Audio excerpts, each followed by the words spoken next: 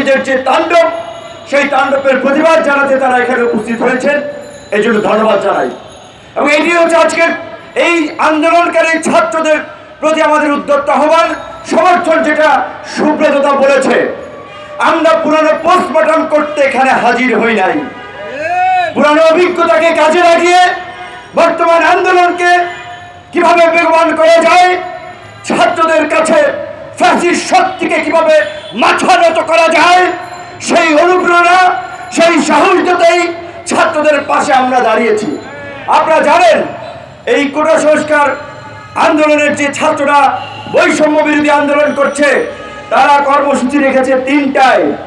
ইতিমধ্যেই উত্তরা, প্রগতি সরণি, বাড্ডা, ধানমন্ডি, ইয়াবিবির শিক্ষার্থীরা, ব্র্যাকের শিক্ষার্থীরা, ডেফোডিল, মৌচাক, বিভিন্ন জায়গায় প্রাইভেট বিশ্ববিদ্যালয়ের শিক্ষার্থীরা, কলেজের শিক্ষার্থীরা, সায়েন্স ল্যাব, বীরশ্রেষ্ঠ মুন্সি আব্দুর রউফ, সিটি কলেজ, ঢাকা কলেজের ইন্টারমিডিয়েটের শিক্ষার্থীরা অবরোধ করে ঢাকা শহর ইতিমধ্যে এক প্রকারে কিন্তু ব্লকেট করে দিয়েছে, যেই কারণে কিন্তু রাস্তায় গাড়ি চলছে না।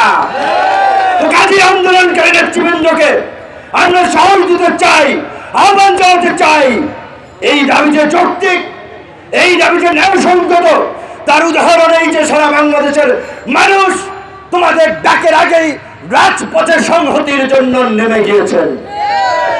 তোমরা যখন বাংলা ব্লকেট কর্মসূচি দিয়েছ, অসুস্থ মানুষ হেঁটে গেছে, কর্মজীবী মানুষ পায়ে হেঁটে গেছে, রিক্সাওয়ালা চিৎকার করে বলেছে, আমি রিক্সাওয়ালা গায়ের ঘাম রক্ত পানি করে আমার সন্তানকে পড়াচ্ছি। এইখানে যদি কোটা থাকে, তো আমি রিক্সাওয়ালা আমার সন্তানকে পড়িয়ে কি লাভ? আমার সন্তান তো কোটায় চাকরি পাবে না। একজন রিক্সাওয়ালার বক্তব্য যদি এই হয়, তোমাদেরকে বুঝতে হবে আজকে সারা বাংলাদেশের মানুষ তার অধিকার সম্পর্কে সচেতন আছে।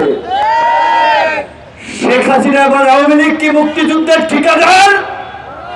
তারাই কি মুক্তিযুদ্ধের নেতৃত্ব দিয়েছে? বরঞ্চ শেখ হাসিনা এবং আওয়ামী লীগের বাইরে যারা এই দেশে রাজনীতি করছে, জনগণের পক্ষে কথা বলছে, তাদের সংখ্যা, মুক্তিযোদ্ধাদের সংখ্যা সেখানে অনেক বেশি।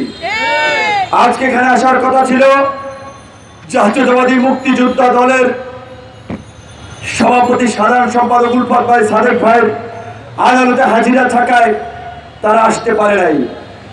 আওয়ামী লীগ আজকে এত বড় বড় কথা বলছে মুক্তিযুদ্ধ নিয়ে, মুক্তিযুদ্ধের নামে তারা ভাওতাবাজি করছে, ভণ্ডামি করছে, চুরি করছে, ডাকাতি করছে।